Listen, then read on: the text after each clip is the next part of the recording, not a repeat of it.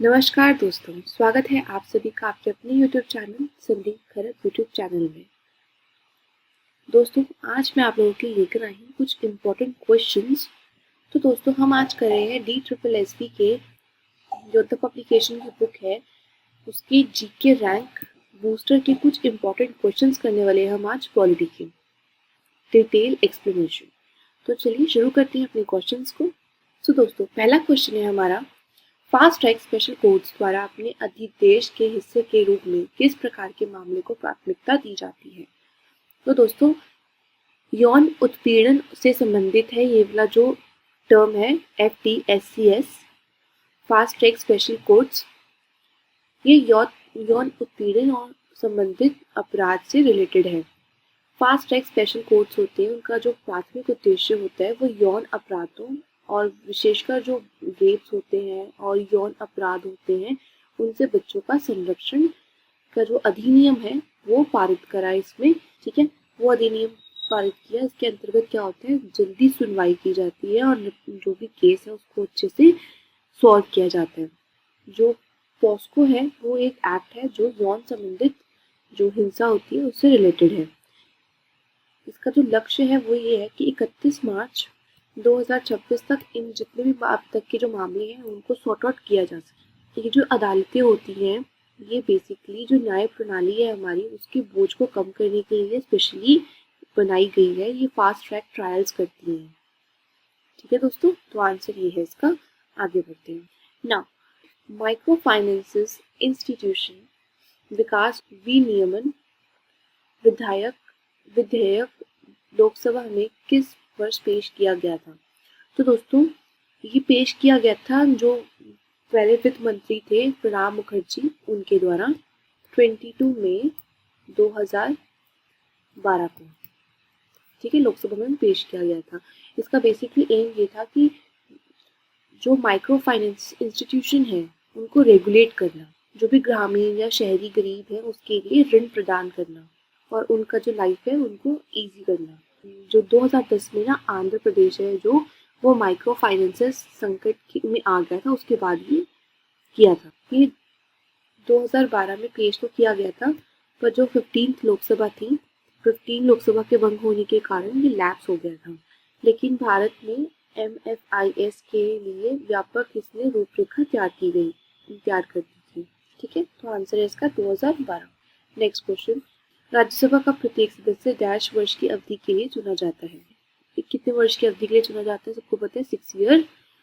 ठीक है, each member of Rajya Sabha is elected for a term of 6 year as a permanent body.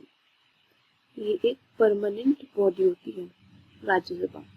1/3 जो इसके जो सदस्य होते हैं, मेंबर्स होते हैं, वो हर 2 ईयर्स के अंदर रिटायर हो जाते हैं और न्यू इलेक्ट किए जाते हैं, क्योंकि उनको अपनी जो सीट्स होती है उनको फिल करना होता है।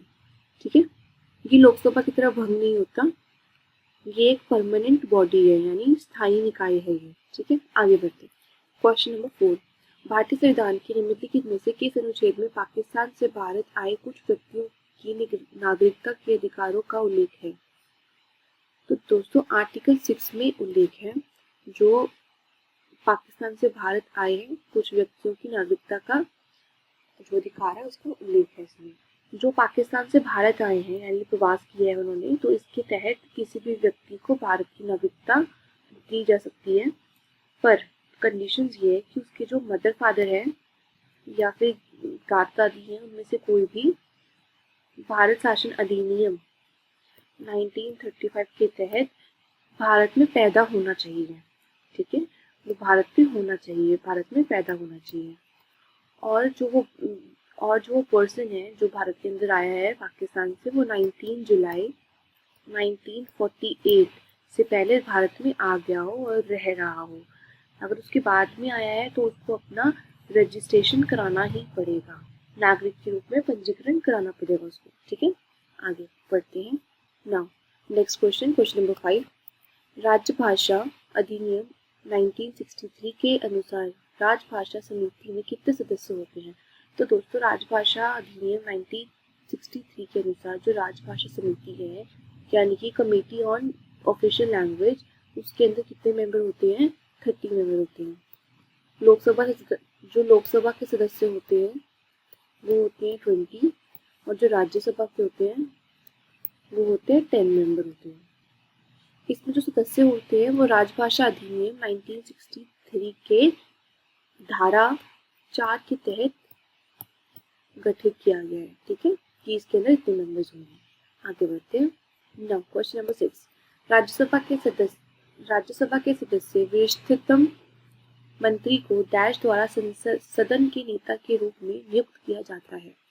दोस्तों प्राइम मिनिस्टर को किया जाता है। राज्यसभा के जो सदस्य होते हैं वो जो सबसे वरिष्ठतम मंत्री होता है यानी प्राइम मिनिस्टर को सदन के नेता के रूप में नियुक्त किया जाता है, लीडर ऑफ द हाउस। अगर जो प्राइम मिनिस्टर है वो खुद राज्यसभा के सदस्य हैं तो वो सदन के नेता हैं, ठीक है। और अगर सपोज कि वो राज्यसभा के सदस्य नहीं है तो वो कैबिनेट मंत्री में से किसी को भी इस पद पर अपॉइंट कर सकता है। और जून 2024 के अनुसार जो जेपी नड्डा है वो राज्यसभा में सदन के नेता नियुक्त किए गए थे, जेपी नड्डा, ठीक है।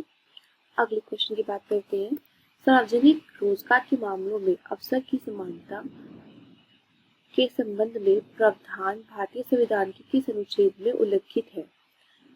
तो दोस्तों आर्टिकल 16 में है equality of opportunity in matters of public employment, ठीक है। आर्टिकल 16 में लिखा गया है ये कि राज्य के अधीन किसी भी जो भी पोजीशन होगी उसके अंदर नियुक्त किया जाता है।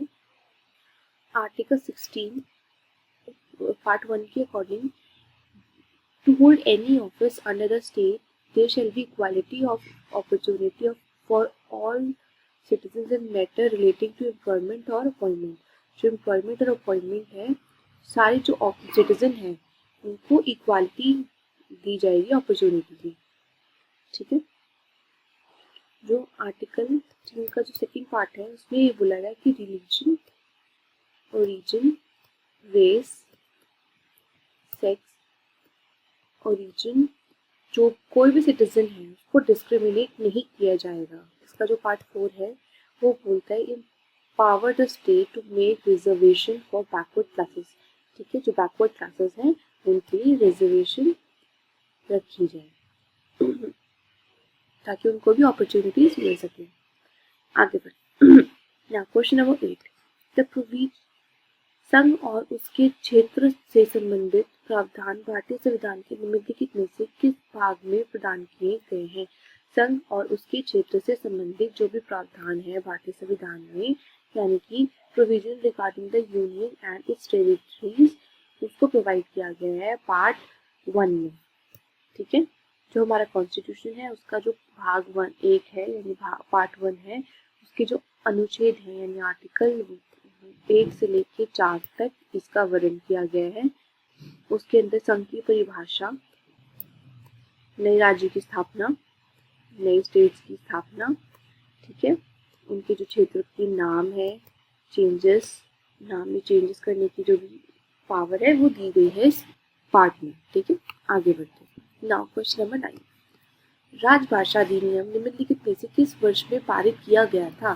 तो दोस्तों राजभाषा जो अधिनियम है, the official languages act passed in 1963, 10 मई 1963, ताकि जो संसद है उसके अंदर हिंदी के साथ साथ इंग्लिश का भी यूज किया जा सके और जो नॉन हिंदी स्पीकिंग स्टेट है उनके लिए प्रॉब्लम को सॉल्व किया जा सके।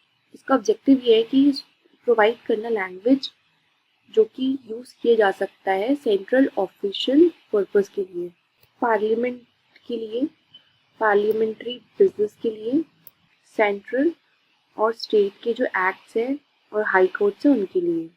आर्टिकल 343 पार्ट 3 के अकॉर्डिंग जो इंग्लिश है उसको लाइफ लॉन्ग यूज किया जा सकता है। आगे बढ़ते हैं। क्वेश्चन नंबर 10, भारतीय संविधान का कौन सा अनुच्छेद संवैधानिक उपचार का अधिकार प्रदान करता है? दोस्तों आर्टिकल 32, ये संवैधानिक उपचारों का अधिकार प्रदान करता है। Constitution provide the right to constitutional remedies, जब आपकी जो मौलिक अधिकारों का उल्लंघन होता है तो आप सुप्रीम कोर्ट जा सकते हो। ये आर्टिकल इतनी आपको फ्रीडम देता है। डॉक्टर BR अम्बेडकर जी ने इसे कहा था कि ये जो आर्टिकल है वो है हार्ट और soul, heart and soul of the constitution, यानी आत्मा और हृदय है ये हमारे संविधान का, भारतीय संविधान का। ये गारंटी करता है right for the enforcement of fundamental rights, ठीक है, कि आपके जो फंडामेंटल राइट्स है उनका उल्लंघन कोई करता है तो आप सुप्रीम कोर्ट में जा सकते हो।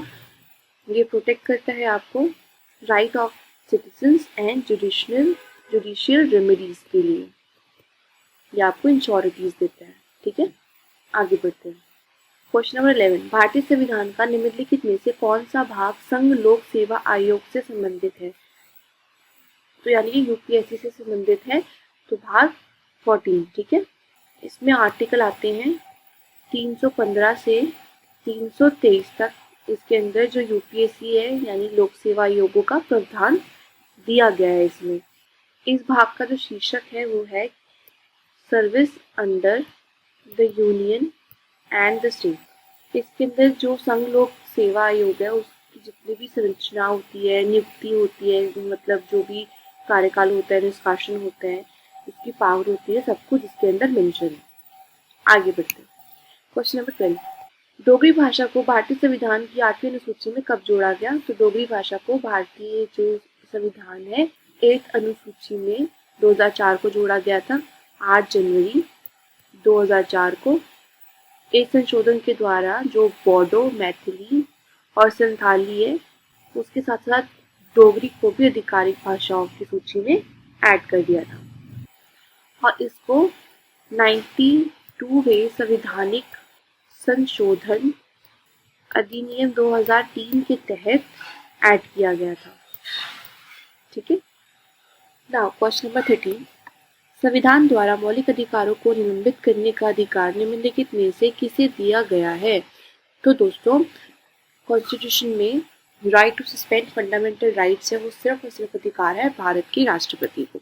ये आर्टिकल 359 के तहत राष्ट्रपति को राष्ट्रीय आपातकालीन इमरजेंसी घोषित करता है अगर राष्ट्रपति, तो जैसे भी मौलिक अधिकार हैं जो कि अनुच्छेद 21, 20 और 21 को छोड़कर जो भी फंडामेंटल राइट्स हैं आर्टिकल 20 और 21 को छोड़कर जितने भी आपके राइट्स हैं उसको निलंबित किया जा सकता है। आगे बढ़ते हैं। नाउ क्वेश्चन नंबर 14, भारतीय संविधान के निम्नलिखित में से किस अनुच्छेद में उच्च न्यायालयों के रिट क्षेत्राधिकार का उल्लेख किया गया है? तो दोस्तों आर्टिकल 226 के अंदर मौलिक अधिकारों के परिवर्तन यानी इन्फोर्समेंट ऑफ फंडामेंटल राइट के साथ साथ किसी भी अन्य जो भी उद्देश्य होते हैं, निर्देशन होते हैं, आदेश, रिट जारी की जा सकती है, उसका आपके पास अधिकार है। चलिए क्वेश्चन नंबर 15, नागरिकता अधिनियम 1955 के तहत भारत में नागरिकता मामलों की देखरेख के लिए कौन सा मंत्रालय जिम्मेदार है?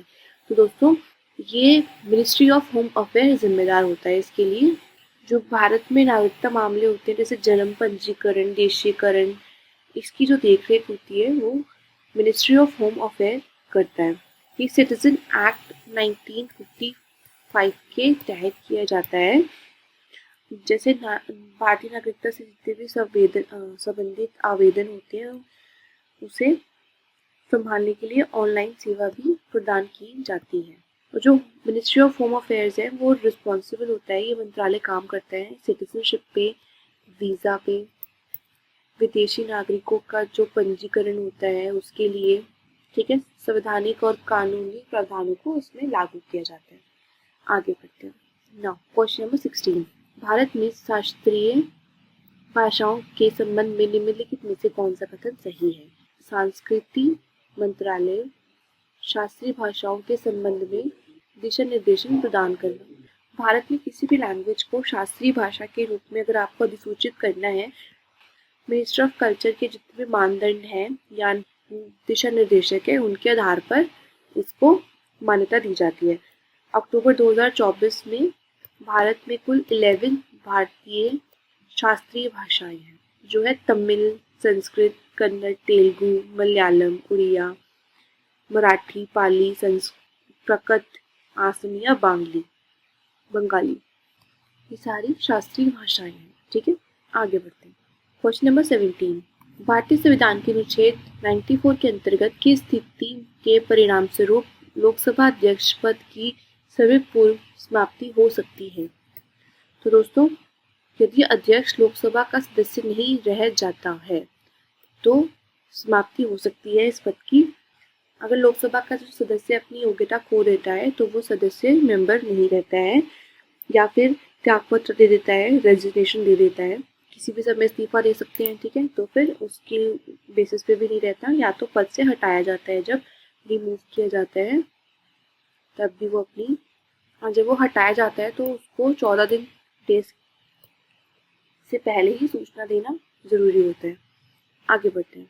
क्वेश्चन नंबर 18, किसी राज्य सरकार के अधीन लाभ का कोई पद धारण करने वाला व्यक्ति किसी विदेशी राज्य से कोई उपहार या भुगतान केवल उसकी किसी की सहमति से स्वीकार कर सकता है, तो वो है सिर्फ और सिर्फ प्रेसिडेंट। ठीक है, लाभ का पद अगर कोई धारण करने वाला व्यक्ति किसी भी विदेशी राज्य यानी कि किसी भी फॉरेन से कोई उपहार या भुगतान लेता है या सहमति को स्वीकार करता है तो दोस्तों आर्टिकल 18 का जो पार्ट 4 है उसके अनुसार जो राज्य के अधीन लाभ का पद यानी ऑफिस ऑफ प्रॉफिट या विश्वास का पद धारण करने वाला कोई भी व्यक्ति हो, चाहे वो नागरिक हो चाहे वो ना हो, ठीक है, लेकिन भारत के राष्ट्रपति की सहमति के बिना वो किसी भी विदेश राज्य से कोई भी गिफ्ट, वेतन, पद स्वीकार नहीं कर सकता। ये प्रावधान विदेशी प्रभाव को या उस विदेशी जितने भी इम्पैक्ट्स है उसको रोकने के लिए बनाया गया है।